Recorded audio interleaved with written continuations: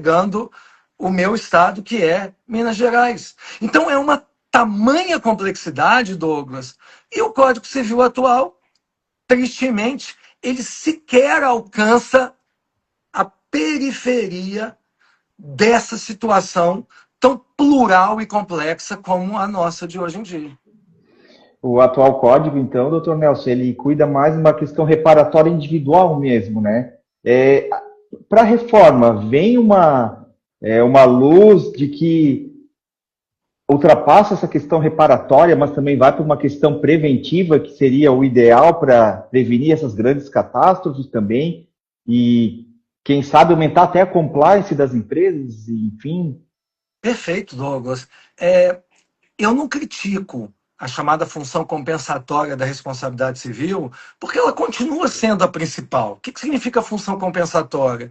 Significa que o juiz, em qualquer caso, ele olha para a vítima e ele terá a função de recolocar essa vítima numa situação semelhante à que ela se encontraria se o dano não tivesse acontecido. Ou seja, a função compensatória, ela segue o chamado princípio da reparação integral. O princípio da reparação integral significa que a função do magistrado é, de alguma maneira, trazer a vítima a uma situação semelhante àquela da inexistência do dano, repondo todas as lesões patrimoniais e extrapatrimoniais que ela sofreu. Isso é muito nobre, Douglas, mas isso é muito pouco. Por quê? Porque à medida em que o juiz ele só olha para a vítima no afã de restituí-la a uma situação semelhante àquela anterior ao dano, o juiz ele entra numa situação de miopia. Porque o magistrado ele tem que ter uma visão bilateral da responsabilidade civil. E essa visão bilateral requer que o juiz não olhe apenas para a vítima, mas para o agente também, para o autor do dano. Por quê? Porque tão importante quanto compensar danos mirando a pessoa da vítima é olhar para o ofensor no sentido de conter comportamentos antijurídicos.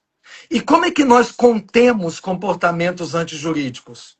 Mirando para o ofensor no sentido de prevenir ilícitos, punir ilícitos.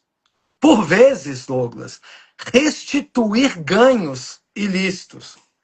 E por que não? Eu acho isso muito interessante. Muitas vezes, perceber que o ofensor teve um comportamento meritório, ele agiu de forma preventiva e, de alguma forma, premiá-lo por esse comportamento merecedor.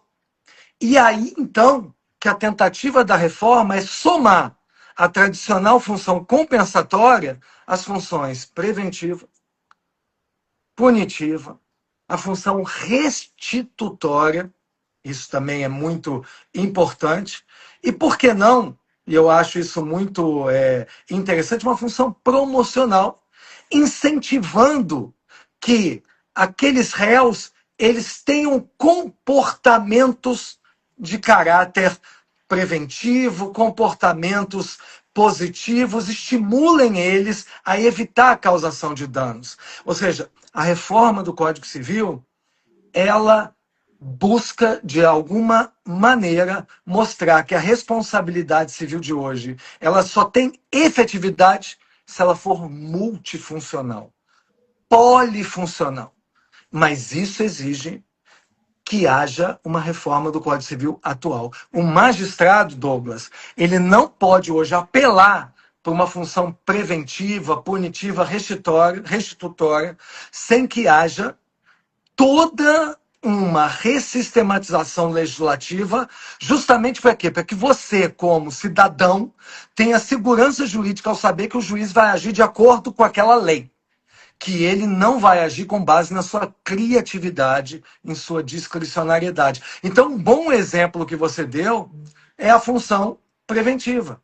A reforma traz normas que fazem com que os magistrados possam, antes de ocorrer o dano, evitar que determinadas condutas ilícitas possam causar prejuízo. Ou seja, é um aperfeiçoamento da tutela inibitória do ilícito, que já existe hoje no CPC de 2015, lá no artigo 497, parágrafo único. O Código Civil quer dar um passo além do CPC, fazendo com que o Código Civil tenha uma aptidão para influenciar a conduta dos potenciais ofensores que poderão causar danos. Então, a função preventiva vem muito forte na reforma do Código Civil. Esse é um bom exemplo. E essa questão pedagógica, doutor Nelson, o senhor acredita que vai passar no texto da reforma do título da responsabilidade civil? Ou ainda está em discussão, tem resistências ainda quanto a esse tópico?